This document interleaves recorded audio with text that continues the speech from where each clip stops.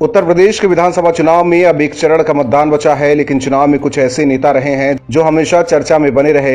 एक पाला बदलकर सपा में जाने वाले स्वामी प्रसाद मौर्य रहे, तो दूसरे अपनी पार्टी का सपा में गठबंधन करने वाले सुहेलदेव भारतीय समाज पार्टी के नेता ओम प्रकाश राजभर रहे। स्वामी प्रसाद मौर्य की किस्मत ईवीएम में कैद हो गई है, लेकिन राजभर की किस्मत का फैसला 7 मार्च को आखिरी चरण की वोटिंग में होगा। लेकिन उससे पहले स्वामी प्रसाद मौर्य की तरह राजभर भी अपनी सीट पर बुरे फंसे हैं।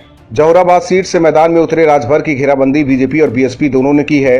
वहीं असदुद्दीन ओवैसी की पार्टी भी जहुराबाद सीट से मैदान में है। चारों तरफ से मजबूत प्रत्याशी होने की वजह से राजभर बुरी तरह फंसे हैं। बीजेपी ने उनकी ही बिरादरी की कालीचरण राजभर को टिकट दिया है, जबकि बीएसपी ने इलाके की पुरानी नेता और जमीनी पकड़ रखने वाली शादाब फातिमा को मौका दिया है। शादाब फातिमा की मुस्लिम समुदाय में अच्छी पकड़ मानी जाती है।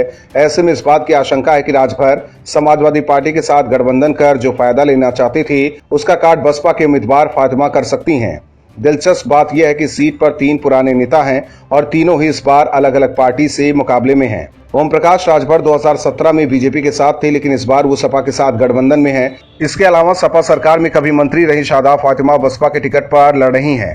वहीं बीएसपी से 2 बार विधायक रह चुके कालीचरण राजभर इस बार भगवा दल से उम्मीदवारी कर रहे हैं। इस सीट पर अभी तक मुकाबला ओपी राजभर और बीजेपी के बीच माना जा रहा था, लेकिन बीएसपी ने भी मजबूत उम्मीदवार उतारकर राजभर की हार की संभावनाओं को बढ़ा दिया है। बीजेपी से अलग होकर यूपी चुनाव में इस बार भगवा दल को धूल चटाने की बात करने वाले ओम प्रकाश राजभर के लिए अपना सीट बचाना भी मुश्किल हो गया है।